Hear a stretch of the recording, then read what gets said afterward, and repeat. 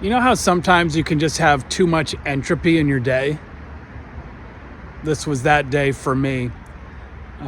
For reasons that are too boring to get into, I had to scrap my more ambitious hiking plans, which involved, as they have lately, snow, micro spikes, snowshoes, and make a somewhat less ambitious plan.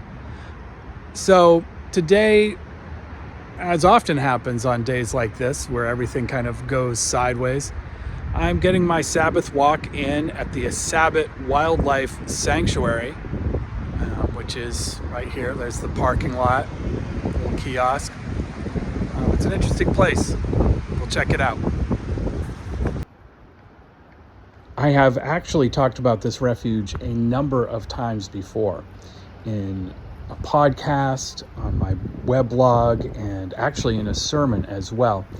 And partly that's because it is a beautiful, accessible hike, but also it's because it has a sort of a heavy-handed metaphor, or a useful one anyway, embedded in it.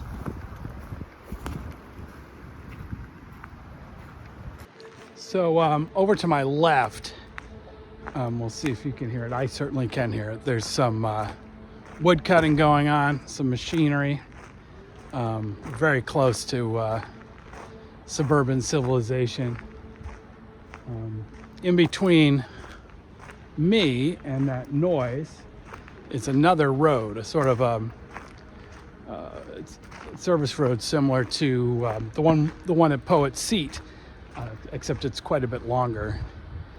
It sort of leads up and around the park a bit. I think we might take that back down. We'll see. It's a beautiful day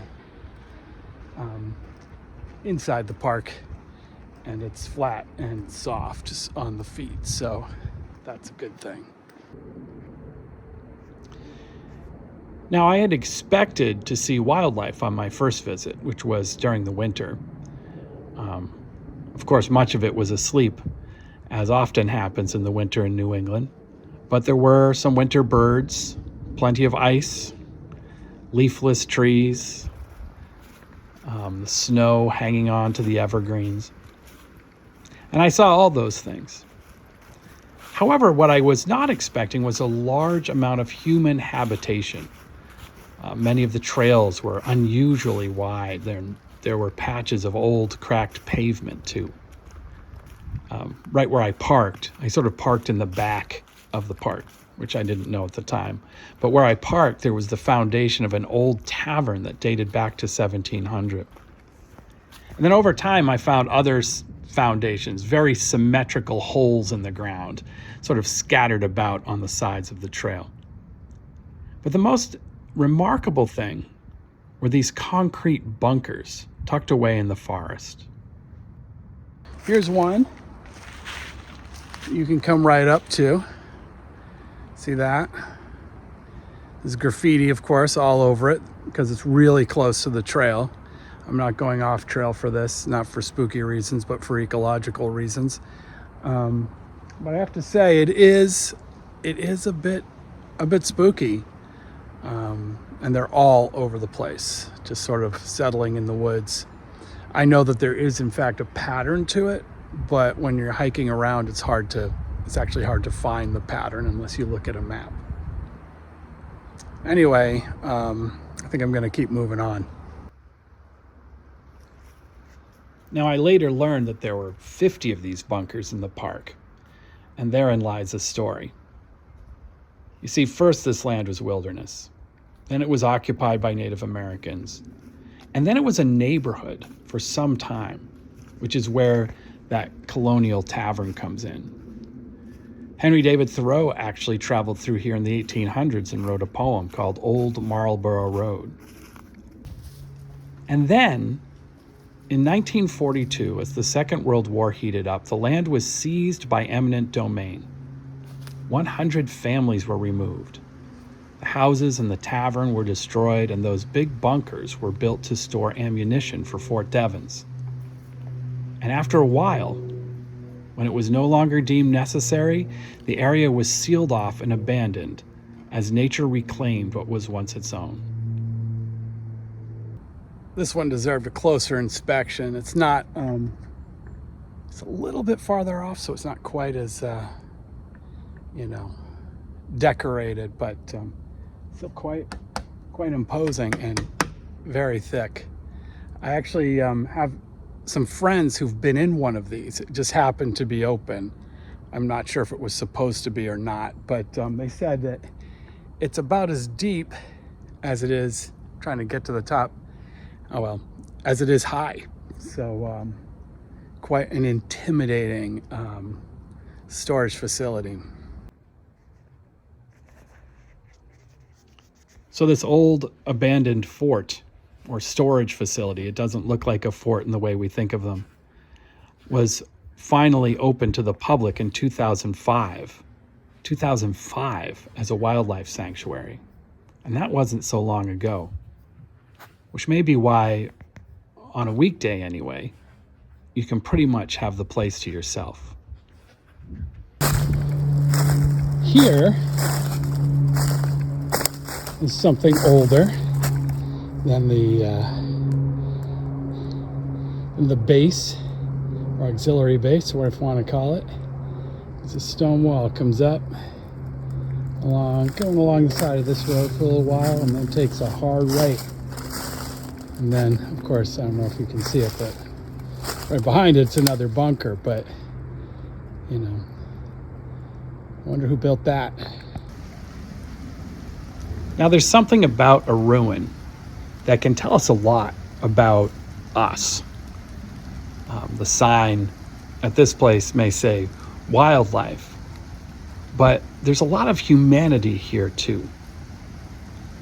It talks about our history, this land, and it talks about the power of nature to reclaim what is its own. Still, in the midst of all this stuff, all these layers of humanity exist, sitting on or under the ground, creating oddly symmetrical hills, pits, ridges, and valleys. In a place like this, in the wildlife refuge, some of this physical culture tells peaceful stories, and some of this tells stories of fear and violence. Walking through the park, you can feel both the peace and the eerie feeling of past anxieties.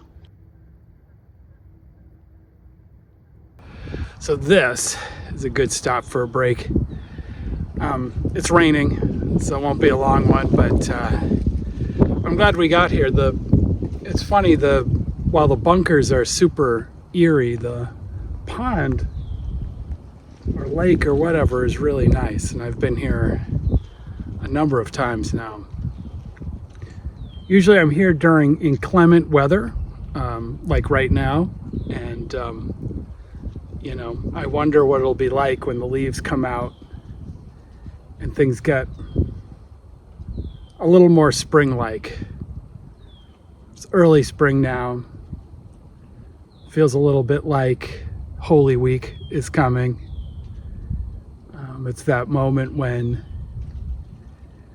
we're all waiting for new life.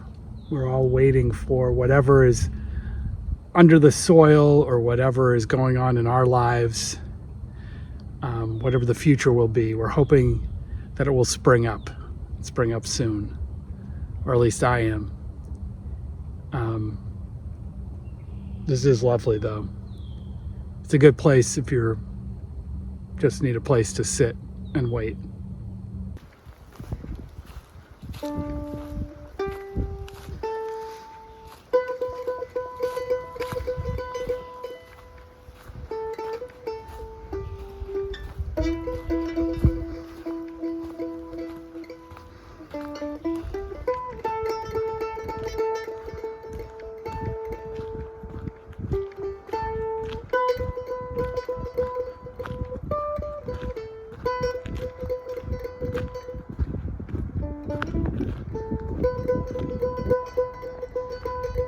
That comment about Holy Week, of course, was a reference to a Christian holiday, or at least one many Christians celebrate.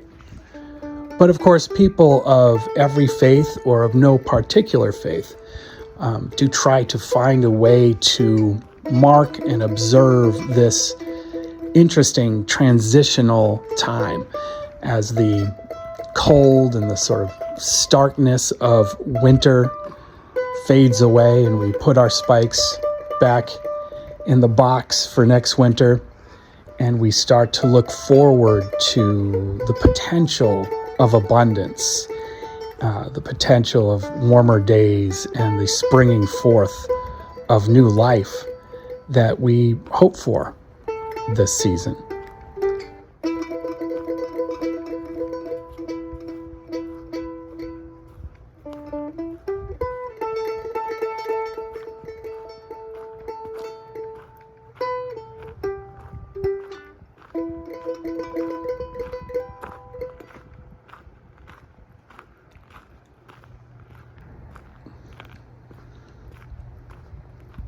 This past winter, this particular refuge has been the place that I have gone to probably the most frequently.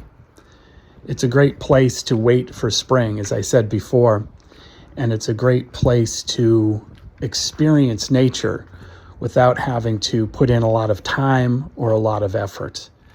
So if you are looking for something like that, I recommend this one. Again, Assabet Wildlife Refuge is the sort of place where most people can find a way to appreciate the nature around them, even though there aren't a lot of massive scenic vistas or views. So that's it from here. I hope your Holy Week, or whatever holiday you're celebrating, goes well, and that you get a chance to experience the rebirth of the earth and the rebirth within yourself and within society as a whole.